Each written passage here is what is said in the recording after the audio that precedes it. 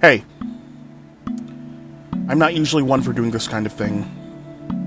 There's no way I can put this to you easily without going into a musedup ramble, which I always had a feeling has been your preferred form of talking, complete with the way you move your hands to enunciate your point.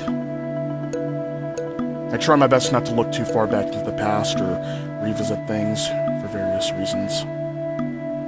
Some memories I try to bury and repress, that notice. As animated and energetic as I can be, with a sense of humor that delves pretty deep into the self-deprecative brand. I know that tends to be the way you let out your demons with a thin veil. I had this feeling that you were never really one for going straight to the point without bringing in side stories to add to the context. I digress.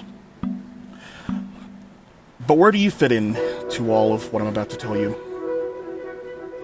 Well, I'm going to need you to sit in with your cup of coffee and hear me well with what I'm going to say. I quite understand how you've been feeling.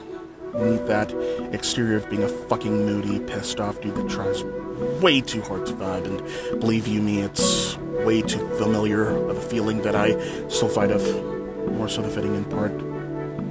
Deep down, I know how much he has been craving the need for reassurance and even a bear hug to go in, that things will work out. Quite frankly, you're not going to have a very easy road ahead. Along the way, it's going to do you a real one, both emotionally and physically. I mean, yeah, the first thing you're probably going to ask, obviously, is if you've at least made it as a filmmaker. Truth is, dear, I don't know. He's still figuring his dreams out, overanalyzing on the planning and exact execution of it all. All that. Typical. Yeah, he ends up going to school for it, but he's going to have the first of many life realizations down the road that'll probably challenge just how far he still wants to make this thing a legitimate reality. What of the rest, at least?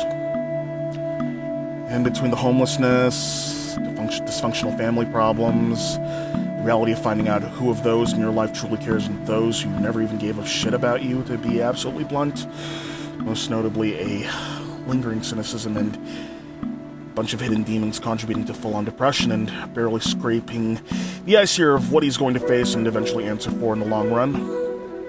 Well, for how cynically moody you're feeling about yourself that you choose to openly show and, you openly show as a mask you tote on around others, deep down, I understand the sheer part of you that's also in a constant state of anxiety and jeopardy, that's always in fear of the belief that everyone is against you, which I gotta tell you is far and away from the truth. I know, because I'm still fighting that too. The truth is, there's quite a whole lot about you that's quite wonderful that I know you don't want to acknowledge in fear of sounding cocksure. There's gonna be quite a lot of people that are going to be in your life that will love you for all that you are, insecurities and demons be damned. Most importantly, that quite a lot about you that I feel you should definitely choose to embrace. Will come in handy on your adventures. Who knows? You're going to encounter a lot of judgment and snark made against you from others. My friend once told me, quite simply so, well, they were never your people. And most importantly, for all the fear and worry that you have about where it's all going to lead towards, because you're going to be making because quite frankly, you're going to be making plenty of mistakes, questionable decisions too. Well, just remember, ebb and flow. Ebb and fucking flow. I'll be seeing you.